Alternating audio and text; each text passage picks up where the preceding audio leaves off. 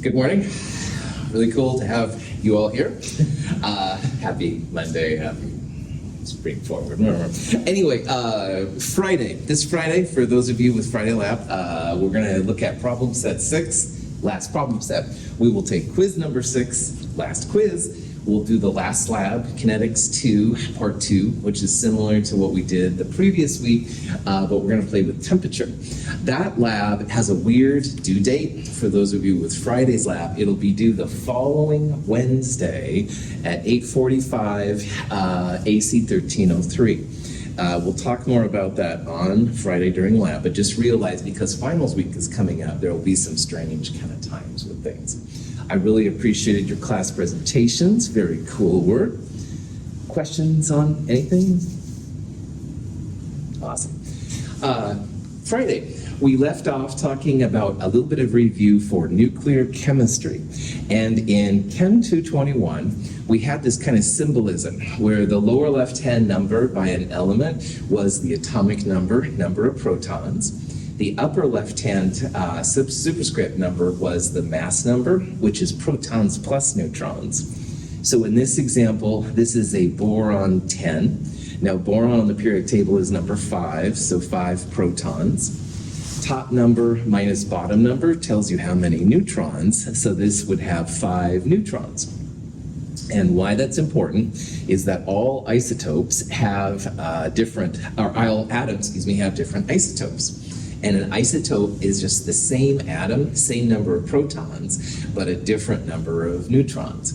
And in Chem 221, we talked about how there's boron 10 and boron 11. So boron 11 would have 11 minus 5, 6 neutrons, while boron 10 has only 5. And another thing we did in Chem 221 is we looked at how to predict what the more stable, more abundant isotope is.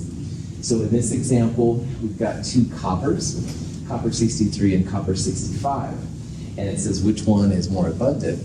And for this example, you need to look at the atomic mass. 63.546 is closer to 63 than it is to 65. So we'd say that copper 63 is more abundant, all right? Now that's a real fast overview of the Chem 221 stuff that you'll need in this chapter. We'll start talking about the radioactive properties and stuff. So. All right.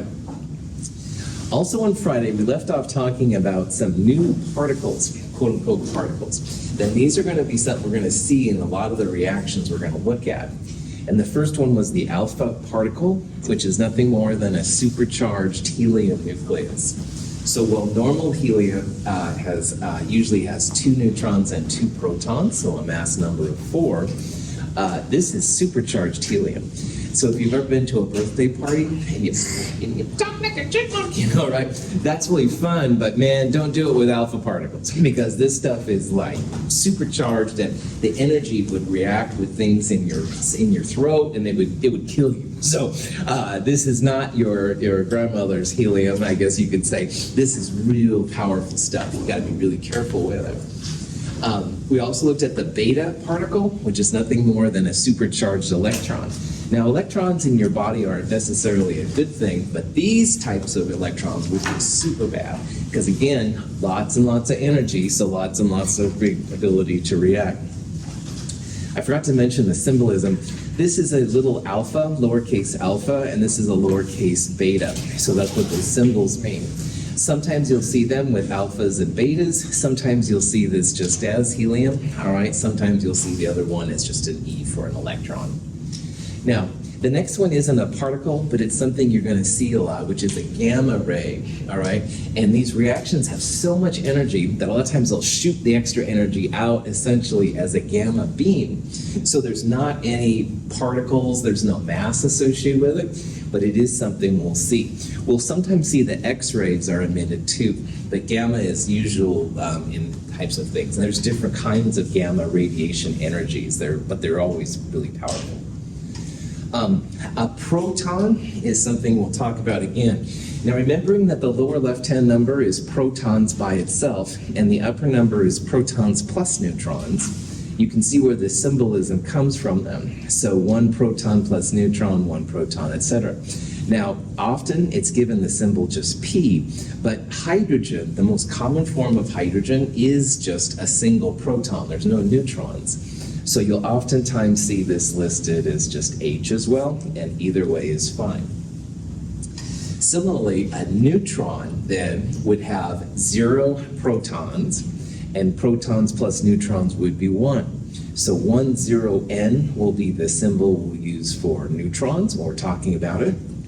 And the very coolest one of all is the last one, which is officially called a positron. I see, yeah. A positron is an anti-electron, all right? Now, you know that I like Star Trek a lot, and Star Trek used lots of antimatter. And antimatter is a real phenomenon, all right? It's not just something that's made up for science fiction. It actually is real. We'll talk more about antimatter in this section. But the thing for right now is that if you're talking about a positron, it's similar to the electrons up here. But you can see that in the lower part, there's a +1 instead of a -1. We'll talk about why positrons get +1s and stuff instead of -1s in a little bit. But for right now, just realize that, yeah, it's similar to the electron, but it has a different numbering system. And I showed you this picture before we left. The top picture up here is a normal proton, a normal hydrogen atom with a proton and an electron. And that's what we've been looking at in Chem 220, everything so far. But actually, you can have an anti-hydrogen atom. So if a hydrogen has a proton and an electron, an anti-hydrogen would have an anti-electron, a positron, as well as an anti-proton. And quarks is something we're not going to go into in this class, but there's a different orientation of the quarks that go up inside. So you can have anti-hydrogen, you could in theory have anti-carbon, stuff like that. We're going to see that it's very difficult to study, but they're getting better and better at being able to detect and contain these things, which is really exciting stuff. So hang on, this chapter is quite a bit different than the other chapters we've looked at. This is just an overview of these different pieces and stuff in case you need them in the future. Aware that radioactive materials give off energy, especially if we expose this sample to ultraviolet light. We can see it glow. There are 3 different types of radioactive particle energy. There's alpha radiation, beta radiation, and gamma radiation. Here we have a nuclear scaler that measures radioactive decay. Listen to the clicks. Each click that you hear is a nucleus of an atom that is decaying by giving off a radioactive particle. This is a Geiger tube, and it has a window that allows the radioactive particles to pass and records them on the nuclear scaler.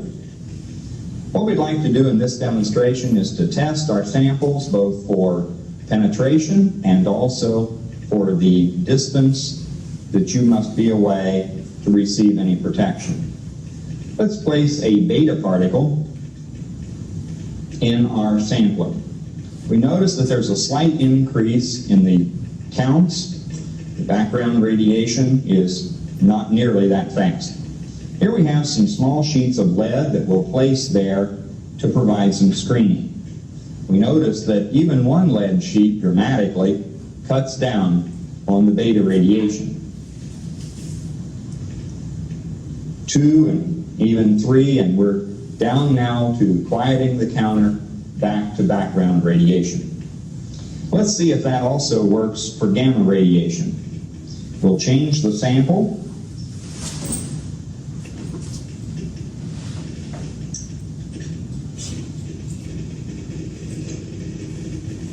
Notice immediately that more energy comes from the gamma. 1 sheet of lead and 2 and even 3 that quieted the beta does not quiet the gamma. We can add even a 4th.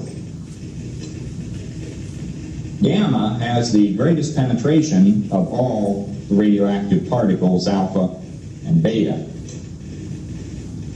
Gamma is an electromagnetic energy wave. Well, let's see what happens as we go from being close to a radioactive source to far away.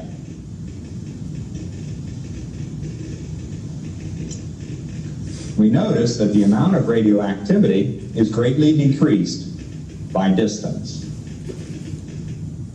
Okay, so in this video, there's a couple of kind of cool things. First of all, those little tiny circles are radioactive sources, and a lot of times they'll use them when they have demonstrations and stuff like that. The first one, of course, was beta. The second one was a gamma. Most radioactive sources don't glow, and that was one of the things I thought, oh yeah, you get exposed, you start glowing. Not most of them. All right, some of them, yes, but not most of them. Most of them, the energies are pretty crazy. Now, this is a Geiger counter, and it basically measures ionized air around. That's the radiation comes through, makes little ions in the air, and that's what it detects. Before he even put a radioactive source in there, there were some clicks. And that's the background radiation that's around us all the time. And right now, you sitting in this room, you're getting some radiation from the Earth. The Earth has radiative processes going on that are coming up to us. Also from the air, like solar winds and stuff like that can help ionize things. So a little bit of radiation is normal, all right? You don't have to go running out of the room in terror or anything like that. Our bodies have adapted to it over time, so a little bit of radiation is around us all the time. Now, then they got into beta and gamma. Now, beta is an electron. It has mass, all right? But gamma is pure energy. So when they put the beta particle right there, definitely there was a sample, there was a signal, those little clicks and stuff you heard, but the lead stopped it pretty well, all right? Beta, because it's a particle, it'll bounce, if you will, off things, all right, more often than not. So usually beta is stopped pretty good. Even skin is usually enough to stop beta particles. But gamma, wow, a lot, just pure energy, right? And it'll go through matter pretty readily. The more lead you have, the more gamma would be stopped, but it would stop it. But on the other hand, those little thin sheets, as you could tell, didn't do much. Usually with gamma, the best thing is just to get away from it. Run! Prop that back on. Oh yes, I'm a man. No, I'm just joking. Anyway, gamma radiation has real powerful penetration power. It'll go through most of the things, and it's kind of freaky. So each of the radiation sources is different. Alpha has the most mass, so it would be the easiest to stop. On the other hand, if alpha gets in your body, it has the most potential to do damage. Not only is it radioactive, but it's got, as we'll talk about in a little bit, a pretty positive charge. And so it can do all kinds of crazy things to our bodies. So anyway, these are like the tools of radiation. It is just a tool, and like anything, if you know what it's about and stuff, you can control it and take appropriate measures to get around it. Now, the first big technique of this chapter you've got to know is how to balance a nuclear reaction, all right? And it's not too difficult as long as you realize that all of the reactant protons must equal the product protons. And all of the reactant neutrons have to equal the product neutrons. So again, we're not creating or destroying any mass, which in this case refers to neutrons and protons.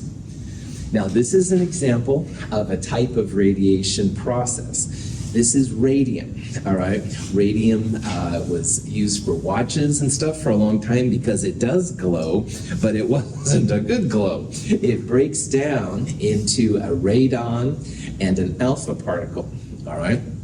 Now, for us right now, this represents a balanced nuclear reaction. The lower left-hand number, which is the number of protons, you can see 88 equals 2 plus 86. So the protons on the left equal the protons on the right.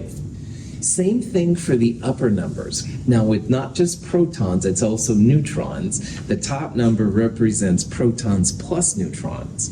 So you can see here that 226 on the left equals 4 plus 22, 222. So that would be a balanced reaction. The protons and the neutrons are going to be the same on both sides. Any questions on that? Sweet. Now, this is the kind of problem you might see. This is a uranium-235, and it decomposes through what's called beta decay to form a new product.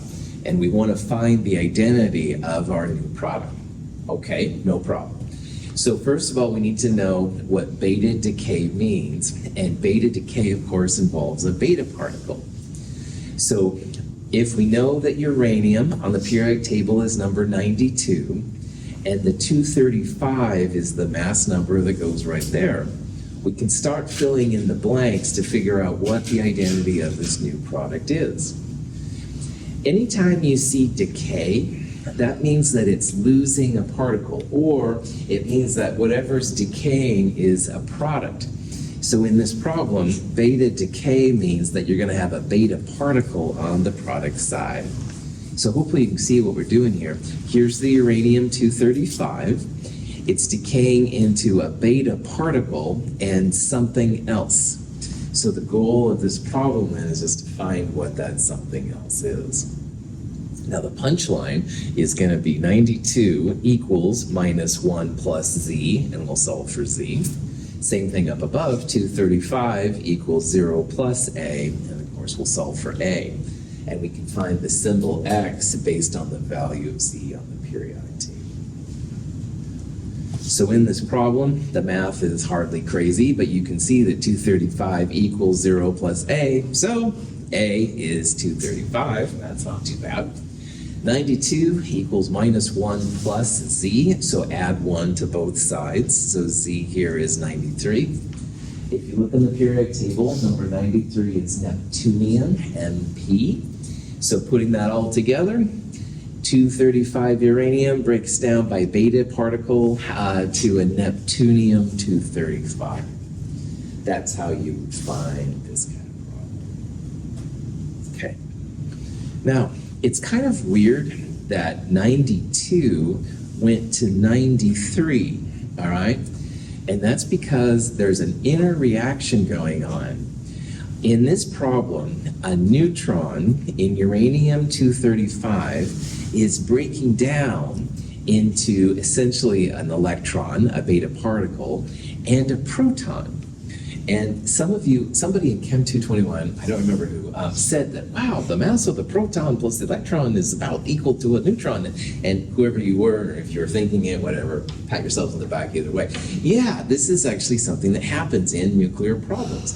A neutron will break down into a proton and an electron, essentially. And that's what's happening here. But you can see how the uranium then, it looks like it's going up in the periodic table. It's like gaining a proton. So it's Neptunium now, it's not uranium. Weird stuff. Questions on this? Yeah, look. So we're most going to be solving equations like that. Like we're only going to have like some kind of we're not going to try and find like two different elements that will add up to what we're solving. I might say it decays through 2 beta particles, something like that, but there will always be just one unknown. Yeah, so we're not gonna go too far, too crazy here. So good. In that reaction, so it goes from 92 to 93. Wouldn't it become an ion then? And it would need an electron? Good question. In these problems, because they're so high energy, the energy of positives and negatives is many orders of magnitude less than the reactions of the nucleus, which is what we're looking at. So honestly, we usually ignore the positives and negatives, which is another big break from everything else we've done in chemistry so far. So you're absolutely right. This was neutral, this would be, of course, negative, this would be positive. But usually nuclear reactions are roughly 1,000 or more times more powerful than the positive negatives that we've been focusing on. So almost always they're ignored. Good question. Cool. Here's an example of the kind of problem you might run into. In this problem, we have a uranium-235, but it's a different decay scheme, all right? This one's breaking down to a thorium-231, all right, which is another possibility. So the question is, what's the unknown particle here? Well, the first thing you got to do, of course, is figure out what the particle is. So 231 equals 235 equals 231 plus A. So what would be the value of A? 4, that's right. And the same thing on the bottom, 92 equals 90 plus Z. So you can probably see then that Z is going to be 2. So in this case, then you've got 2 on the bottom, 4 on the top. What would be this element if this was Chem 221, say, and we had a 2 right there? Helium. Helium, yeah. So helium would be the atomic version of it. Now in nuclear chemistry, what's the cool name for a helium nucleus? Alpha. Alpha. Nice job. So this one is an alpha decay. All right, it's an alpha particle being emitted from the uranium-235. And this is another common kind of a process and stuff you'll see when it comes to nuclear chemistry. So it's going to be really cool to know these little particles. Either in this kind of problem you can identify it, or you can figure out, you add what it is in there to find what the other particle is, like in the last example and stuff. Okay, anytime you hear the terms emission or decay, that means that whatever's being emitted or whatever's decayed is, it's a product particle, all right? And that's really important. So let's say that we had a positron emission, all right? Well, emission would be like, you could also call this a positron decay, although emission for whatever reason is usually used. That means that a positron is going to be a product. So in this case, it's a polonium-207. It undergoes positron emission to create a bismuth-207, all right? And you can figure out what the corresponding values are and stuff like that. Once in a while, you'll hear about a capture, all right? Neutron capture, sometimes electron capture, stuff like that. That means that something is a reactant. So a neutron capture means that you'd have a neutron as a reactant. This is an example of a fluorine-19. It has a neutron capture, so it ends up becoming fluorine-20. So capture means that whatever's being captured is a reactant. On the other hand, if you hear about something being emitted or some kind of decay, then those will be products, all right? And there's lots of different types of decays, lots of emissions, lots of captures and stuff like that. But knowing that, you'll be good to go with all of them. Now, let's talk just real fast about antimatter, because it's really a funky thing. Amazingly, Dirac, who was also the person that came up with the M-sub-s spin number, he was the first apparently to predict antimatter. And he thought it was really interesting, but it's basically like regular matter, but it has an opposite charge. So that's why the beta electron is -1, and the positron is +1. Now, if you have matter and antimatter coming together, all right, it leads to a lot of energy, which they usually refer to as annihilation. And there's a lot of symmetry rules in quantum mechanics that we're not going to get into. But if you have, in this case, a beta particle and a positron coming together, they totally annihilate each other. It's total, no more mass left over, and you're ending up with 2 gamma rays. So notice how 2 particles created 2 gamma rays. That's part of the symmetry, and we don't need to use this. In Star Trek, this happens a lot. All right, they'll talk about the matter and the antimatter coming together, lots of energy and stuff like that. And it is really cool in Star Trek. This is actually, though, used at places like OHSU here in Portland. If you've ever heard about positron emission topography, a PET scan, that's what they use. They're using positrons in the right places that will react with regular electrons. Energy's released, they can detect them. It's pretty cool stuff. Lots of examples of these annihilation reactions. This is just one I found. A neutrino is another type of really small particle. There's neutrinos and antineutrinos. And when they come together, they also annihilate each other and become gamma radiation. I was reading not too long ago about a proton and an antiproton that were combining. They make gamma radiation too. Pretty cool kind of stuff. And again, they're starting to do more and more with antimatter. So one day it could be possibly like a fuel that takes, ships from one star system to the other, stuff like that. But cool. So this leads us into how exactly elements do decay. And every element has its own decay scheme, all right? This is just one apparently real common example of how uranium-238 will decay. And if you look at these steps, like going from this black step to that black step, all right? Notice that there's 238 minus 234, or 4, and the bottom 92 minus 90 is 2. So this would be an alpha decay, all right, that's going on. And every one of the steps that goes down and to the left is essentially an alpha decay. Now, going here to here, you can see it's going 90 to 91 to 92. This would be an example of those things that are releasing the beta particles and stuff. So you're having the atomic number go up as the neutrons break down. And so this has been studied quite a bit. This is a real common graph for these decay schemes. This is the mass number, the upper left-hand number on the y-axis, and the atomic number x, the lower left-hand number on the x-axis. Usually a lead isotope is the ending point of these decay schemes, so that's when it becomes stable. But the thing is that if you have uranium-238, it will break down after a while to uranium-234, and then it will go over here and down here through lots of funky things until finally you get down to a stable version of lead, and then it's okay. Each one of these steps is going to have an energy of activation. It'll have a half-life to figure out how long you get down to half the sample. So that's why the kinetics chapter goes really well with this stuff, because you can apply it all. But this is like a map, seeing like how they will break down with time. Another type of breakdown that occurs is sometimes, that's kind of important, is when you end up with what's called a metastable nuclei. Now, normally in a nucleus, I like to think of protons and neutrons as being mixed really well, all right? So if you ever have like a salad, you usually want to have all the stuff mixed together.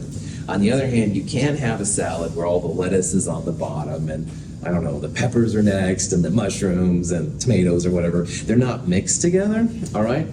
And a metastable nuclei is an example where the protons and neutrons aren't mixed very well. Now, protons really don't like being next to protons. We're still positive repulsion, all right? They like having the neutrons mixed in well. Keeps that proton-proton repulsion down. So metastable nuclei will not usually stick around for a long time, but they are kind of helpful for different reactions. This is an example of a technetium-99m. And notice how there's an M by that mass number, the protons plus neutrons. That's what the metastable icon is, all right? If you see that M right there, it just means that's not going to be around forever. You've got lots of protons and neutrons, but they're not mixed well, all right? And after a certain amount of time, they do mix well. They go to regular technetium-99, and a gamma ray is emitted. And again, this is actually something that's used a lot of times when it comes to medical procedures and stuff like that. So it's not actually that unstable. Technetium is the most common example, but I've seen examples with nickel and mercury as well. But notice there's no change to the atomic numbers. There's really no change to the mass numbers. It's just you lose the M and a gamma ray is emitted on the other side. A lot of medical imaging actually uses these metastable isotopes, which is just really, really cool. So this isn't like total science fiction, although of course I love the Star Trek references. However, for you in this class, if you see something M with a little M by it, and I ask you how will it decay, you would just write this thing without the M and then add a gamma ray. So, what makes things mix, not mix, stuff like that? And what we're going to do in this little section is talk about the forces of nature. Now, there was a really bad Ben Affleck movie called The Forces of Nature, and we're not going there, that's for sure. This is the 4 forces of nature from a science perspective. Now, when it comes to science, all right, there are 4 forces that basically dictate everything that happens. And gravity is the first one.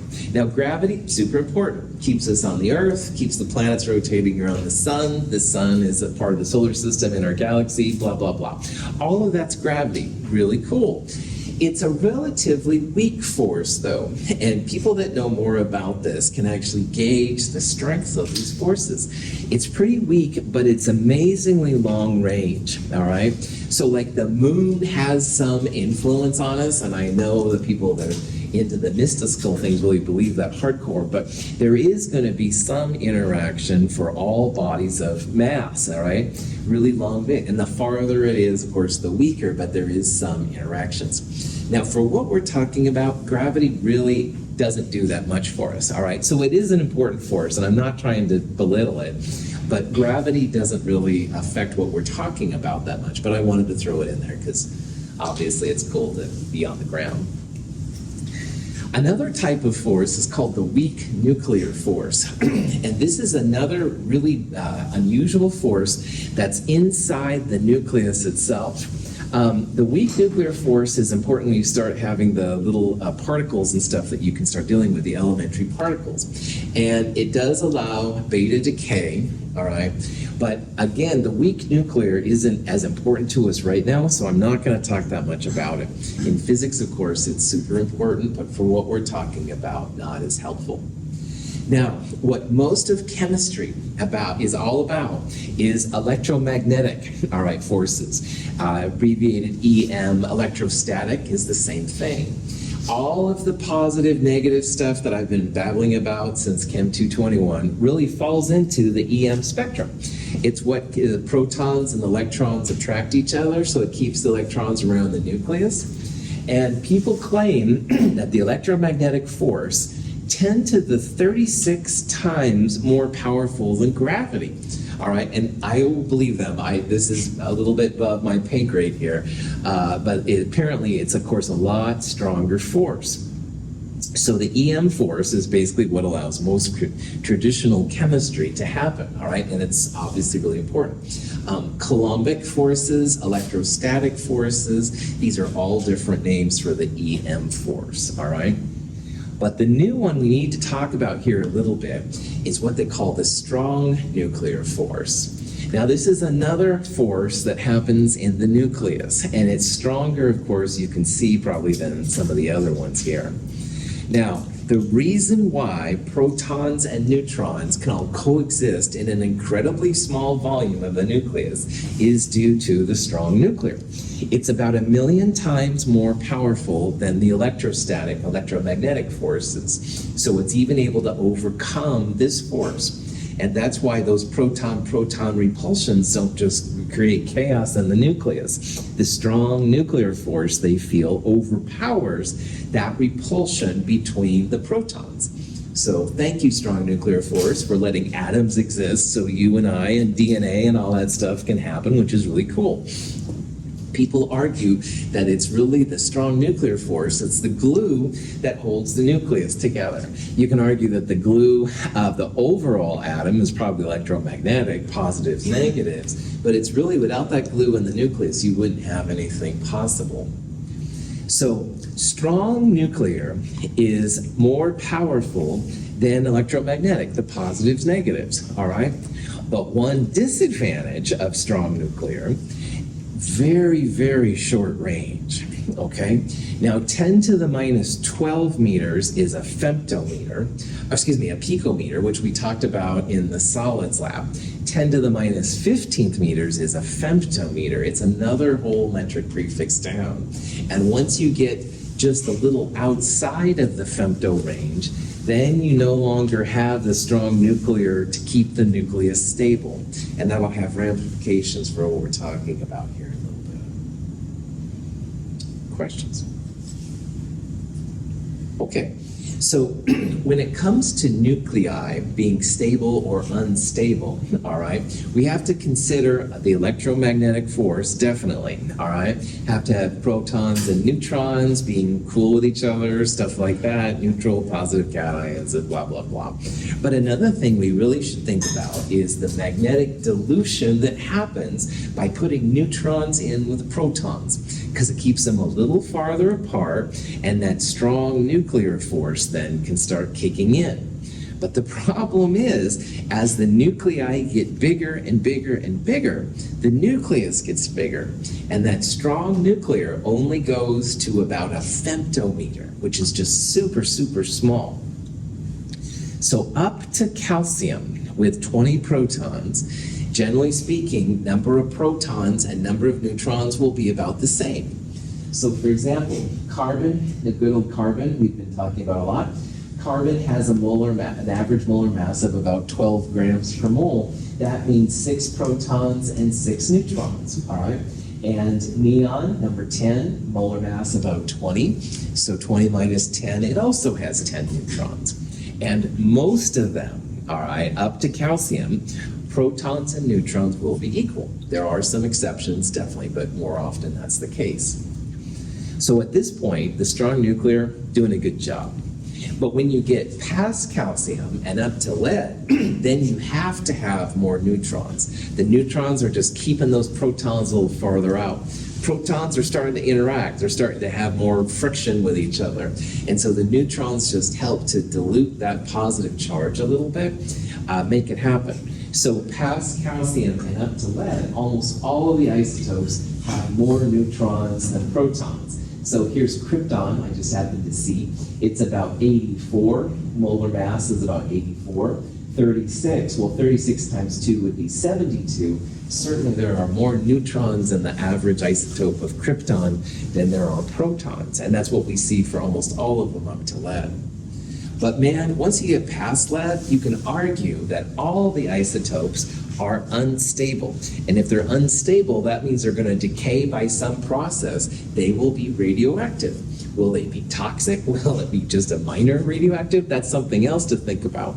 But if you have any element past lead, arguably, they're all going to be unstable and radioactive. So scientists have created these kind of graphs, and there's different versions of them. You'll find different ones online.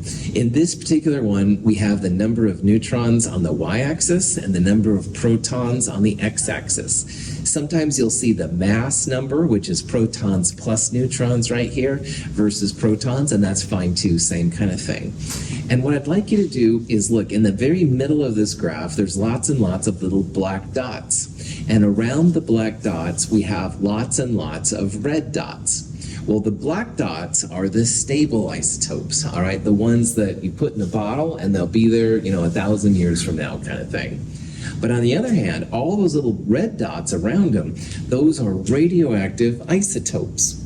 So scientists have used their imagination a lot, and a little black thing there, it looks like it's like a peninsula. Peninsula is like a thing of land that goes out into a lake or something like that with water all around it. They call the black dots a peninsula of stability in a sea of instability, because all around it there are these red dots and stuff. And you can go much higher than this, and they're all red basically up here, which is just crazy. So if you hear about people talking about the peninsula of stability when it comes to elements, Aiden and I have talked about this before a little bit, a peninsula of stability, this is what it's referring to, all right? There's lots and lots of unstable radioactive isotopes around the few isotopes which are actually stable. But there's more. So people like, oh man, only get up to lead and then we're stuck. Oh, darn it. Well, people have predicted, and Seaborg, we'll talk about in a little bit, and one of his graduate students, Ken Moody, believe that if you get past the peninsula of stability, you'll go through a sea of instability. But they predict that there's going to be islands of stability past the peninsula of stability. And why that's cool is because in theory, you could have an element which was stable, but with like a molar mass of 150 or something like that, right? A really big number. And it's something that's been predicted. They don't know what's happening, but it's something that a lot of the scientists are really after. Now, in our periodic table, it goes up to 118. And almost all the elements past lead have little parentheses around them, which shows that it's unstable. In theory, if you went far enough, blah, blah, blah, blah, blah, you would finally get up to some atom which you could have around, all right? You could say, hey, Mara, here's my element 150 or something like that. And she'd be like, oh, yeah, cool, whatever. But anyway, that's what the hope is of chemists. So when chemists announce a new element, I always get really excited because I'm like, oh, they're getting closer to the island of stability. And for what it's worth, if you look at the half-lives of the most recent elements, some of them are getting longer.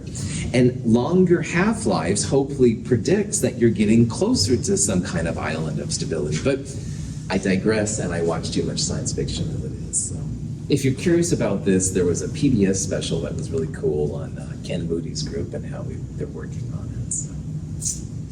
Question? Now, if you have to make a guess as to the type of decay that happens, you can make some general ideas. Basically, the three most common kinds of decay are beta decay, positron emission, and alpha decay. And there's other types of them too. So generally speaking, beta decay happens when you have a high neutron to proton ratio. And most of the time, that's the heaviest ones, all right? Now, uranium is 92, so if it has a lot of neutrons, it would be like this. So this is an example of beta decay. Now, I will not ask you, how does uranium-235 decay? Because it could also decay through alpha particles, all right? But if you have to make a guess, that would be a good call to do. If you have a low neutron to proton ratio, the positron emission is actually somewhat common. Nitrogen-13 will break down into a carbon-13 isotope. It undergoes a positron emission. Now, normally nitrogen has 14 for the mass number. That's the normal grams per mole of nitrogen. So having 13 would be a lower number of neutrons. Normally 14 minus 7, nitrogen 14 would have 7 neutrons. This would be a low neutron to proton ratio, only 6 neutrons relative to 7 protons. So that's why this is a good positron emission candidate. But basically things past bismuth, most of the time they will decay by alpha particles. And it's hard to distinguish sometimes if something will undergo alpha decay or beta decay. And that's why I wouldn't ask you those kind of questions. But in theory, things past bismuth will usually go. By the way, there's arguments as to if bismuth is stable or unstable, all right? My current idea is that all the bismuths are unstable. But the question is, when you have a half-life of 5 million years, how does that even become unstable? Because, you know, here we go, Clifford, here's my bismuth, and on my deathbed, it's still the same bismuth, all right? Yeah, because 5 million years is so far past our time life, our lifetime of a person. So, but when you study these things radioactively, they can see that the stuff is decaying, stuff like that. So anyway, that's why there's decay. And I wouldn't ask you if anything past lead is stable or not, but usually speaking, things past lead would be considered unstable. I get kind of excited by this because I think there's a lot of future of chemistry in these slides, all right? Like getting to an island of stability where you don't have to worry about one of the decay processes is kind of fun. Okay, now the energy required to overcome these things is a result of the strong force mostly, but some weak force. The strong weak forces are usually more powerful than the EM force and gravity, all right, but they're short to range, and that's why it's so weird. So scientists use something called a nuclear binding energy, E sub B, to estimate the force contribution. So if you want to know if something is more or less stable than another isotope, binding energy is what we'll do. And we're going to go through an example here of how this works. Now, the official definition of binding energy It's the negative of the energy change if the nucleus is formed directly from protons and neutrons. So what we're going to do here is go through an example where we're going to find the binding energy for an atom, an isotope, and we're going to take it directly from the individual protons and neutrons and see what happens. And I'm sure that was as clear as mud, so let's do an example. This is a process that you would use to make heavy hydrogen, deuterium.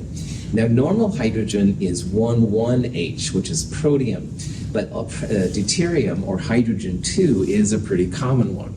Now, to make deuterium, you would have to have a proton and a neutron. We're ignoring the electrons like Abe asked about earlier. So this is a reaction. Here are the reactants. Here is the product, but of course it's nuclear, which is crazy. Now, one thing that you'll see is that this is the mass of a proton, and this is the mass of a neutron. And if you add them up, this is the number that you get. But whoa, getting too excited here. The mass of the deuterium, 2.014. And you can see over here, this is 2.016. Now, since Chem 221, balancing equations, we spent a lot of time. Mass that goes in must be accounted for on the way back out. What the H, Dr. Russell? Why are these masses not the same? And you can figure out a change in the mass, final minus initial. So this minus this, you end up with a negative number. And mass is not conserved. So before you go complaining to the registrar that your chemistry instructor hasn't told you all the right things since Chem 221, there's actually a reason why this is kind of a cool number. You can take that negative grams per mole and turn it first into kilograms per mole. I'll talk about why that is here in a little bit. A kilogram per mole times the speed of light squared gives you this number. Einstein predicted that mass and energy are related. E equals mc squared is the usually way they do it. We're going to use delta, final minus initial, all right? Now, a kilogram meters squared per second squared is a joule. Joule is actually a derived unit from other things. So when you're doing a binding energy calculation, make sure you turn grams per mole into kilograms per mole so you can get joules. That's one of the funky things about it. This is a negative number. Does that mean that this transformation is endothermic or exothermic? Exo. When you make a deuterium from a proton and an electron, you don't get out just a little bit of energy, you get a lot of energy. Now, when you think about sodium mixing with water or hydrochloric acid with sodium hydroxide, all right, maybe 10 to the third, 10 to the 6th joules, something like that. Holy crap, 10 to the 11th joules is orders of magnitude more than those kind of reactions we've looked at so far. So this negative number justifies why atoms form, all right? And thank the stars that this happens, literally, because, okay, prop that back. Thank everything that this happens because that's what we're made of. We're made of atoms. And none of this would happen unless you had a lot of energy being released. And it's not just a little energy, it's a lot of energy. Now, the binding energy is the opposite of the energy change. Binding energy is usually represented as a positive number. So the binding energy for this reaction is 2.15 times 10 to the 8th kilojoules per mole. So I took this number and divided by 1,000 to take joules to kilojoules. This is the binding energy that you get out upon making deuterium, hydrogen-2. Okay? Sometimes binding energy is listed per nucleon. A nucleon is just a particle in the nucleus. So, in hydrogen-2, we had 1 proton and 1 neutron, 2 particles in the nucleus. So if you take this number and divide by 2, you get this number right here. And they feel that this is where the strong force really kicks in. All right, this is the energy that the strong force provides to make the nucleus happen, which is totally cool. Now, I'm running out of time, but on Wednesday, I'm going to talk about this graph right here. This is binding energy versus mass number. So what we just did is we found the binding energy for deuterium, which is down here. We're going to see how this graph dictates the future of the universe. I kid you not, that's a massive statement, but I'm going to stand by it on Wednesday, and how iron 56, super important. But I'm out of time. Sorry about that, gang. We'll do more of this on Wednesday. Thanks for being here on Daylight Savings Time, all that stuff. Have a good day.